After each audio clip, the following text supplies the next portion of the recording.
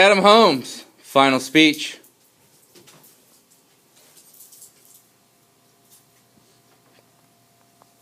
The crowd anxiously waiting to be persuaded.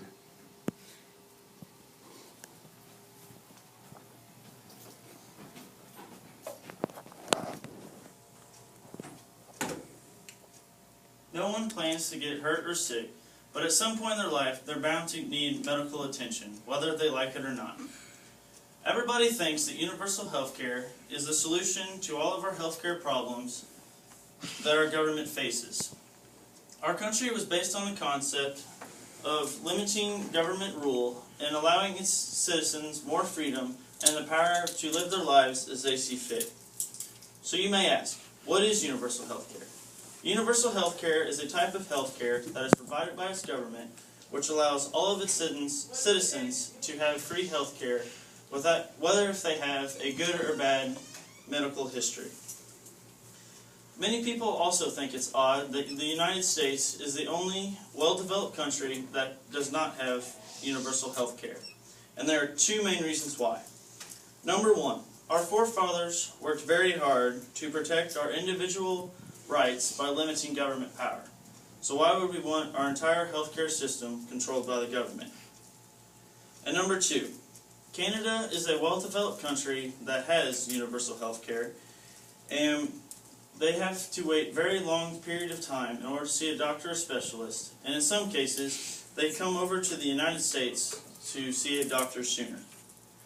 Prosandcons.org says, in 2013, the average wait time to see a doctor in Canada is about 8.5 weeks, which is far more greater than the 18 days that you have to wait to see a doctor in the United States. Another problem with having free health care is that nothing is technically free. So how would we pay for this? The government would probably raise our taxes in order to come up with enough money to pay for this. Prosandcons.org says, in the United Kingdom and other countries that offer universal health care, their payroll tax average is around 37%, which is far higher than the 15.3% payroll tax that the average U.S. worker pays. And there are many other, if that wasn't an option, then there are many other sources of income. They would probably reduce funding for schools, which would affect our children's education. If they didn't want to do that, they would reduce our funding to our country's defense, which would leave us vulnerable to overseas threats. And if they did not decide to do that, they would probably cut funding to our infrastructure, which would affect our roads, bridges, and buildings. And there are many more negatives to having universal health care. It would take away the competitiveness of insurance companies, since there would only be one. So the plan that you would receive, you would be stuck with that plan. The government would also set budgets and price limits to the amount of money you can spend on treatment. And your age would probably come into factor. Let's say, for instance, if you're an older man that is closer to death and need a knee replacement, the government would not give you as much money to have your knee replaced as a person who is younger who also needs their knee replaced. Hospitals and doctors would also be affected. Government-controlled healthcare would hinder the innovation and the drive to push boundaries because they would not make any more money if they did. It would also take away the incentive of profit, so the system would stay the same instead of trying to better itself. It would also discourage people from joining the healthcare system, since they would limit the amount of profits that a hospital would make. The hospital might lower their wages, and it would not be worth the amount of schooling and time it takes to become a doctor. And what would happen if the government would shut down? Would our healthcare shut down?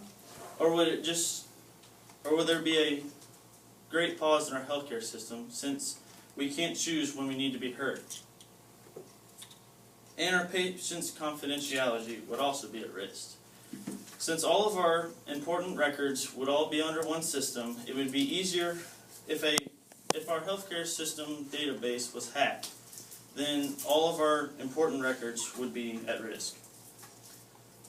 Now, I think we all can agree that our healthcare system is nowhere it needs to be. But with all the negatives I have discussed with you today, I think I've made it clear that universal healthcare is not the solution. Our country was established based on the individual choices and freedoms, which is not controlled by big government. And there also isn't a single government agency or program that runs officially or is not abused.